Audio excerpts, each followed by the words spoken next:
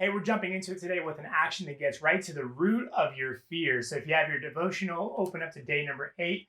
And here's what it says. It says, identify the source of your fear. The question isn't whether you have fear or not, but rather what you do with the fear that you experience. But there's a catch. You can't do anything with fear if you don't know what the source of your fear is. So today's action is about identifying the source or sources of your fear. Your fear might be rooted in an experience with a person, a previous life circumstance, or personal insecurity. Whatever it is, write it down and begin praying for God to give you the ability to overcome it. And then at the bottom, there's a spot where it says, the source of my fear is, and you can fill it in. Now, I don't know if you had a chance to watch yesterday's video, but in it, I talked about how from basically my life from 10 years old to 28 was driven by this fear of abandonment. You see, I had a really, what ended up becoming a very traumatic experience for me as a 10-year-old boy. I'm the oldest of 3 kids. And at that time, my mom and my dad, and their relationship wasn't going very great. And so my dad ended up leaving our family, like literally walking out. We went out with my mom, came home. There was a note on the front door for my dad saying he was gone.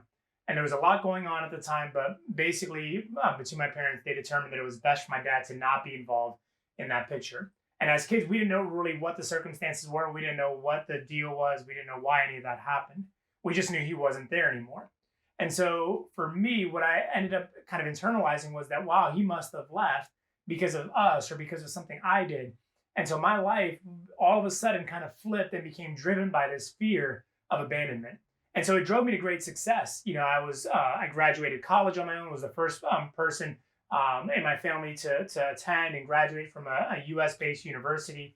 I succeeded in work and was quickly elevated to positions of success and did all of these things. And yet at the same time, it drove me to do all these harmful things, to conceal things, to keep things hidden from people that I loved and I cared about. And all of it was because of this fear of abandonment. You see, I thought, well, if I'm not good enough, people are going to leave me.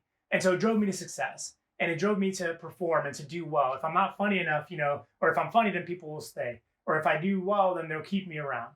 But on the flip side, I was also afraid that if people knew the real me, if they knew my struggles, if they knew my fears, if they knew my worries, if they knew my hurts, that it would be too much for them and they would leave just like my dad left. And it created this kind of vicious cycle where my whole life was driven by this fear. And this fear of abandonment, like I said, created a lot of consequences, negative consequences, and harmful situations in my life.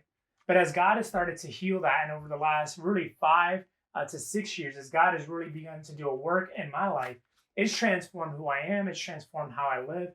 And so getting to the root of that fear, getting to the source of that fear has allowed God to speak into it, to bring healing into it, to bring hope, and to show me a better path than what I was aware of or what I knew was available to me.